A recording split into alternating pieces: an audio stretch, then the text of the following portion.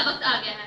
हाज़िर महफिल, आप ही बताइए वो बच्ची कैसे और क्यों करना चाहिए जो डॉक्टर बनने के ख्वाब देख रही थी, मगर इसके घर, इसके स्कूलों, इसके खानदान समेत इसके ख्वाबों को रेजा रेजा कर दिया गया। कहाँ है वो मुसलमान जो एक 10 पर हावी था? कहाँ है वो घोड़ी? कहाँ है वो फातिया? क्या अब कोई गुजर नहीं आएगा? बैतुल मुकद्दस की दीवारें पुकार रही हैं, देखो क्या मुझे बचाने को यूपी नहीं आएगा? आवाज आती है, इस्लाम अमन का दर्द देता है। अब पुकारे को सलाहुद्दीन अय्यूबी को कि उठ और कब्र से देख हालत में मस्जिद अक्सा का।